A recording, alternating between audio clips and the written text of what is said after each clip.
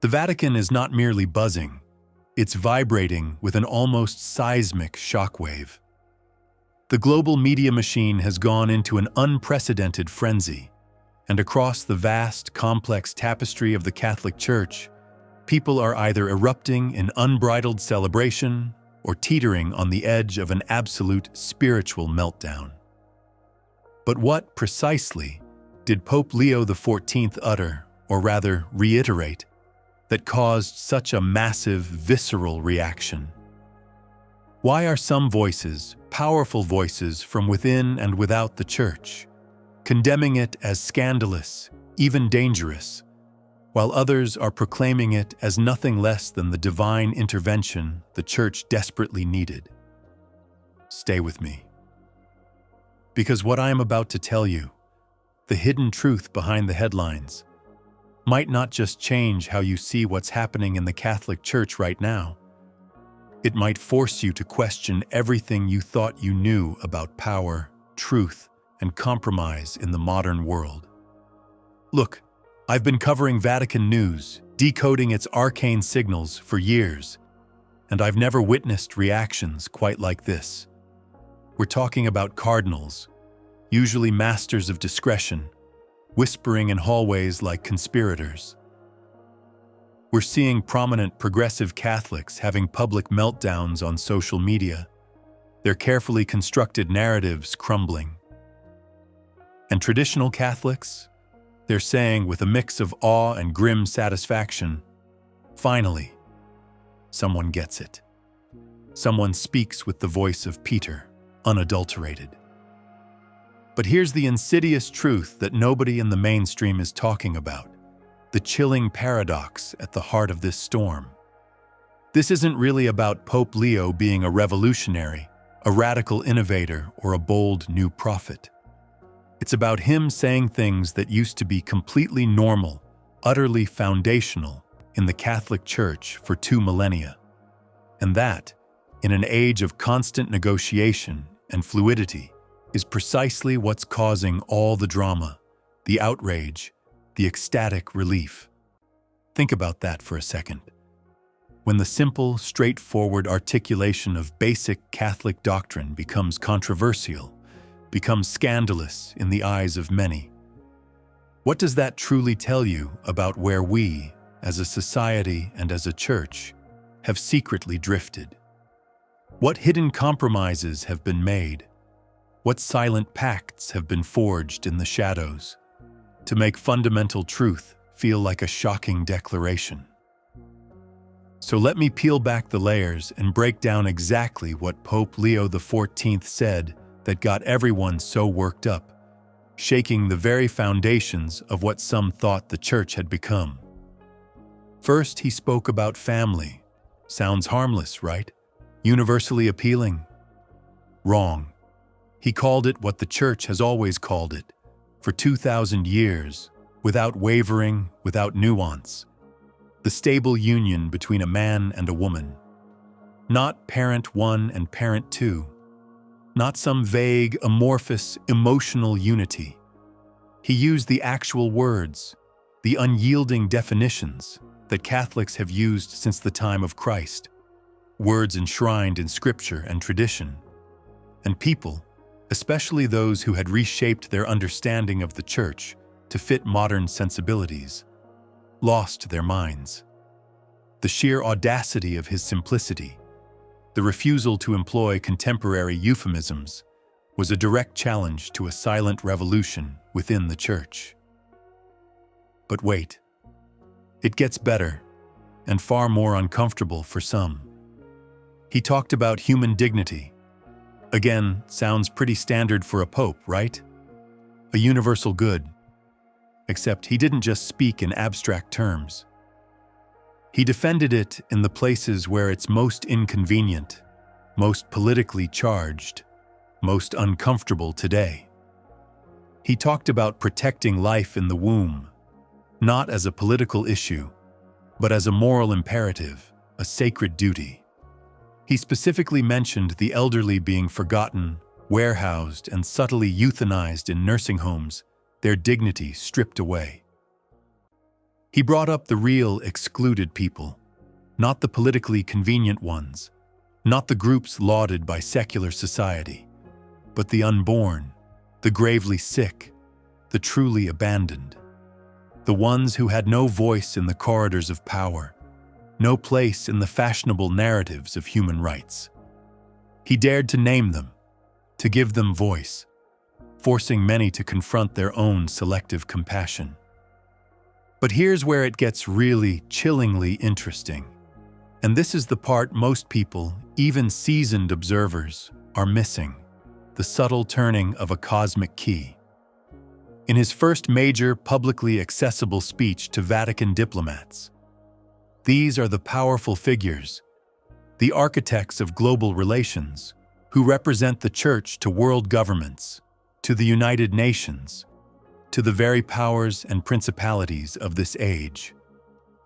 Pope Leo said something that didn't just shake, it shattered the entire progressive wing of the Church, sending ripples of fear through those who had championed a new, more adaptable Catholicism.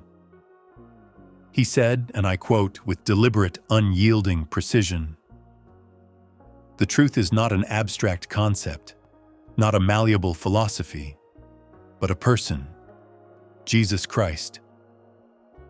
Now, if you're not Catholic, if you're outside the intricate world of Vatican politics, you might be thinking, okay, so what? That's just basic Christianity. But if you understand the labyrinthine corridors of church politics, if you comprehend the silent, decades-long battle for the very soul of the Church, you know this was basically dropping a theological bomb, a tactical nuclear device in a conversation that had been carefully steered towards perpetual ambiguity. For years, there's been this relentless, almost insidious push to make everything about dialogue at any cost, about compromise as the highest virtue, about finding common ground, even if it meant sacrificing core tenets. This wasn't just about ecumenism. It was about a growing relativism, an almost pathological fear of offending anyone, of asserting any exclusive claim to truth. But Pope Leo just cut through it all with the swiftness of an executioner's blade. He said, actually no. There's truth with a capital T, an objective, absolute, unchangeable truth, and his name is Jesus Christ. And when you truly, existentially believe that, when that conviction courses through your very being, you simply cannot water everything down.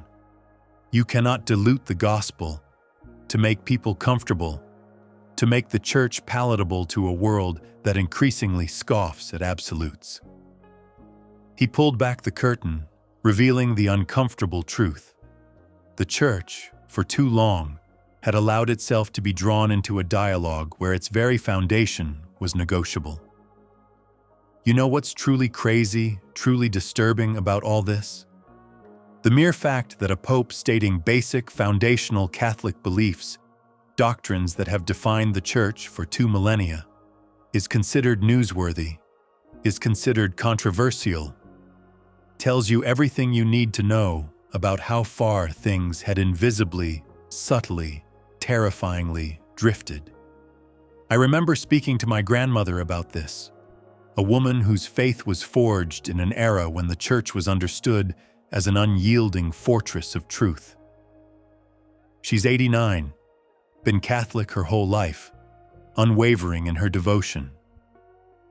When I told her about the seismic reactions to Pope Leo's words, she just looked at me, her eyes clouded with profound confusion, and said, "But honey, that's just what we've always believed. That's what the priests taught us in school. Why is everyone so surprised? What has changed?" And that's exactly it. Somewhere along the way, in the silent, creeping twilight, consistency became rebellion. Speaking clearly, without equivocation, became controversial, even a dangerous act. And a pope actually sounding like a pope, actually articulating the perennial faith of the Church, became utterly shocking. a spiritual anomaly in a world that had forgotten what immutable truth sounded like. But let me tell you about the moment that truly sent ripples of recognition, of alarm for some and profound joy for others, through the hidden networks of the faithful. Pope Leo was speaking to a group of Christian educators, custodians of the minds and souls of the next generation. He started talking about young people, their promise, their energy. At first, it sounded like the usual papal platitudes, the kind of generalized, comforting rhetoric that could grace any podium, talking about youth as a volcano of life and energy, their boundless potential. But then he did something different, something utterly unexpected.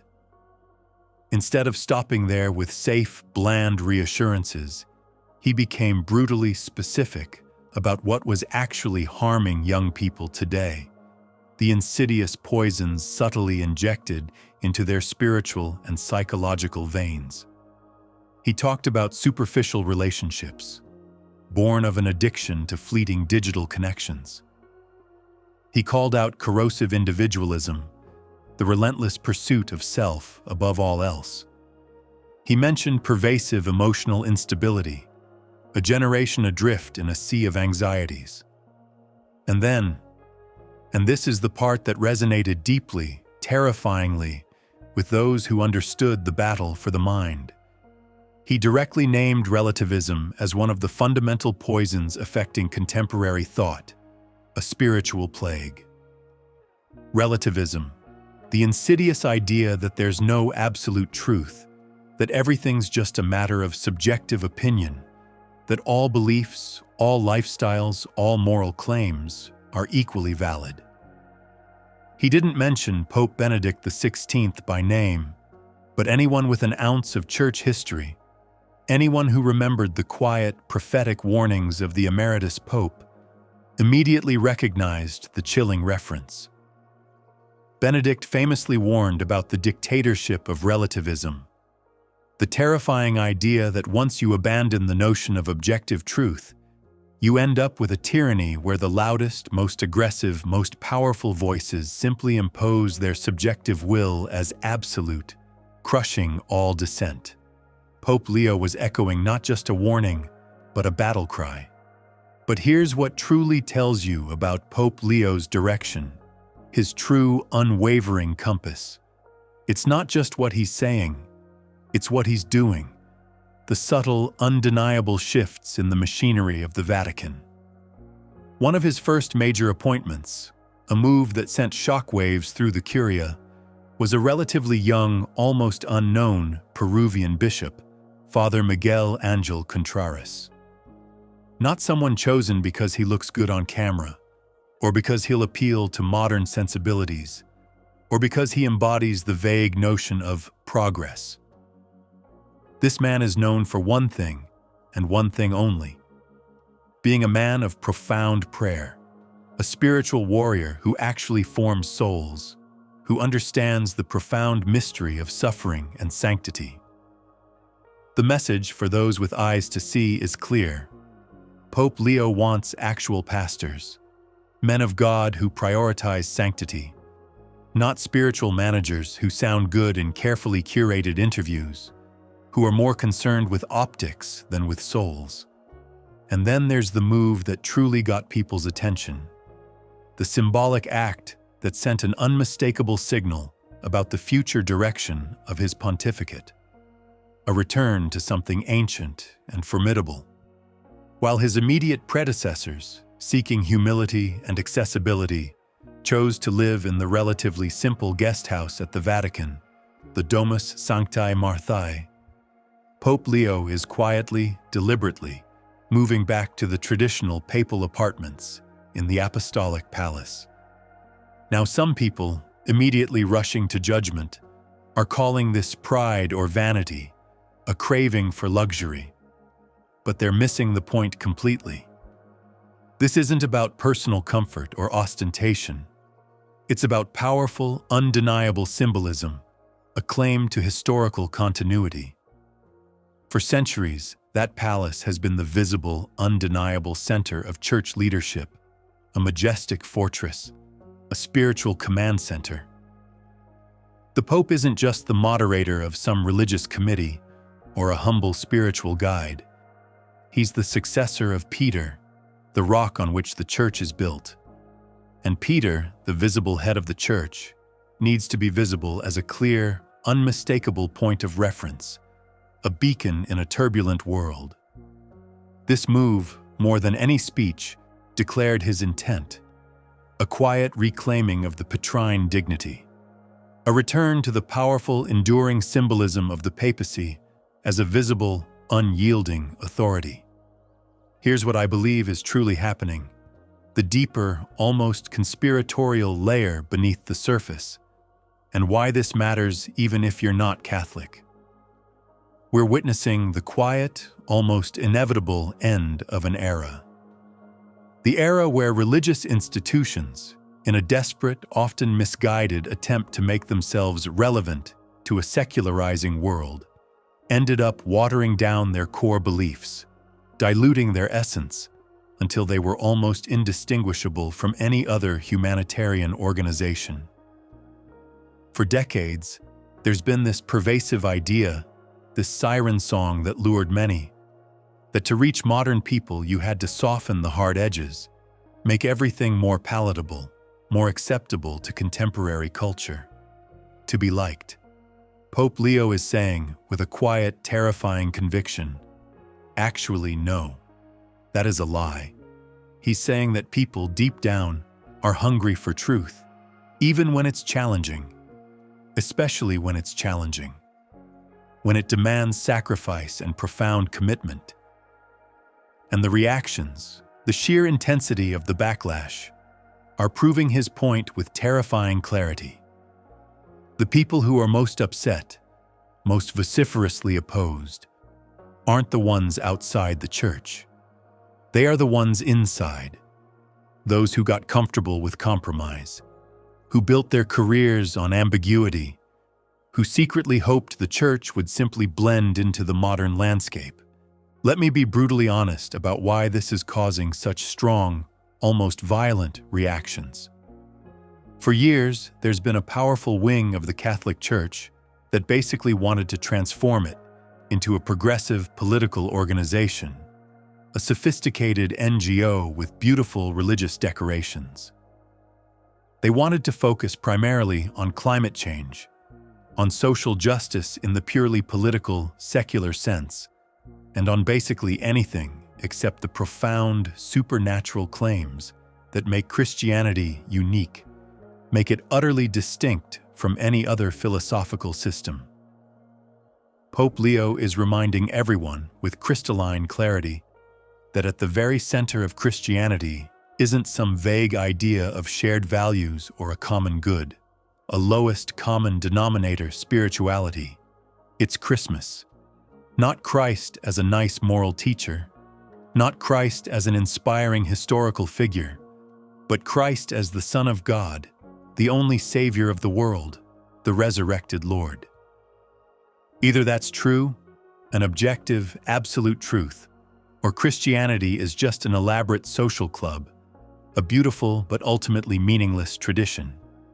And Leo is saying, with quiet steel, we need to decide which one we actually believe. We need to decide what we are and what we are not. You know what's truly fascinating, almost chillingly resonant? This exact same pattern has played out before, many times, in church history. Pope Leo, in his recent audiences, has subtly referenced several previous popes who faced similar existential situations, similar pressures to compromise their core identity. Pope Leo XIII, who opened the church to social questions but rigorously defended its doctrine.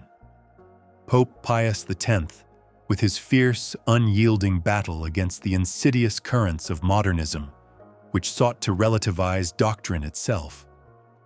Pope Benedict XV, who navigated the complexities of World War I with theological clarity, never abandoning the Church's universal mission. Each of these pontiffs faced a church that was being relentlessly pulled away from its core mission by the overwhelming secular pressures of their time. And each of them had to make a stark, agonizing choice: adapt to the prevailing culture, or courageously call the culture back to something deeper, something eternal, something divine. Pope Leo XIV, with his measured words and decisive actions, is making the same choice. He's not breaking with tradition. He's restoring it. But he's not restoring dead museum pieces, lifeless relics. He's restoring the living tradition, the dynamic, supernatural current that made saints, converted entire cultures, and profoundly changed the world. This is not a backward step. It's a profound leap forward into the depths of identity. So, where does this go from here? If Pope Leo continues on this path, and everything in his demeanor, his words, his appointments, suggests he will, with unwavering conviction, we're going to see a very different kind of Catholic Church emerge. Not different in its perennial beliefs, but radically different in its confidence about those beliefs. We're going to see a church that's less concerned with being liked by the media, less worried about its public image, and far more concerned with forming saints, with evangelizing the lost. Less worried about fitting in with contemporary culture, and more focused on offering something that culture, in its emptiness, can never provide: salvation, truth, and genuine transcendence. And here's the terrifying irony. This uncompromising approach might actually work better than the decades-long strategy of timid compromise. Young people especially, those who have grown up in a world of endless ambiguity and relativism, seem to be responding, almost magnetically, to leaders who actually stand for something, who possess genuine conviction, even when they disagree with it, even when it challenges them profoundly. I'll be honest with you. Watching this unfold, dissecting its layers, has been nothing short of fascinating, chilling, and profoundly hopeful.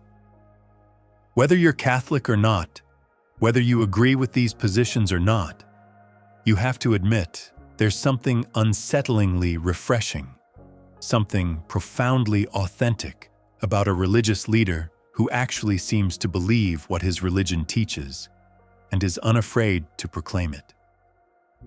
For too long, we've had religious leaders who sound like politicians. Lots of carefully crafted words that don't really mean anything, designed to offend nobody and consequently inspire nobody. Pope Leo is the polar opposite of that. He's saying what he believes, clearly, directly, and without apology. And people are either loving it with a profound, almost desperate gratitude, or hating it with an almost visceral, unreasoning rage. But nobody, absolutely nobody, is ignoring it. So here's what I want to know from you, the discerning few who are watching this unfolding drama. Do you believe religious institutions should adapt their core teachings to match contemporary culture, even if it means diluting their essence? Or should they stick to their immutable beliefs, their divine revelations, even when those beliefs are unpopular, when they clash with the prevailing secular narratives? Because that's really what this entire controversy is about. It's not just about Pope Leo or the Catholic Church. It's about whether any institution, any truth claim, can maintain its identity, its integrity, in a culture that demands constant, unending adaptation, constant compromise. What do you think? Are you seeing this as a positive development, a bold step towards renewal, or a dangerous step backward into rigidity? And here's an even bigger, more unsettling question. Do you think other religious leaders, perhaps those who have been silently watching, waiting in the wings, will follow Pope Leo's uncompromising example, risking the wrath of the world for the sake of divine truth? Let me know your thoughts, your deepest fears, your secret hopes in the comments below. And if you found this analysis helpful, or disturbing, or simply enlightening, make sure to subscribe, because we're going to be following this story, this unfolding prophecy, as it develops. Something tells me this is just the beginning of a profound transformation, a spiritual earthquake. The winds of change are blowing through Rome, carrying not the scent of novelty, but the unmistakable scent of something very old, very sacred, very powerful, that's being made terrifyingly new again. Whether that's good news or bad news might depend on what you think the church should be in the first place, or perhaps what you think it has truly become. Thanks for watching, and I'll see you in the next one. One last thought before you go, a final whisper in the stillness. Pope Leo XIV said something in one of his recent audiences that has haunted my thoughts, resonated with a chilling truth. He said that in times of watered-down faith, in an era of constant compromise and fluid identity, simple, unyielding consistency becomes an act of rebellion. Think about that. When everyone expects you to compromise, to bend, to adapt your core identity for acceptance, just being consistently, authentically yourself, faithfully adhering to ancient truths, becomes revolutionary. It becomes a quiet, profound act of defiance against the spirit of the age. Maybe that's exactly what the world needs right now. Not more compromise, not more comfortable lies, but more people willing to be consistently, authentically themselves, rooted in something absolute. Even when it's deeply uncomfortable, even when it demands their very lives. What do you think? Let me know below.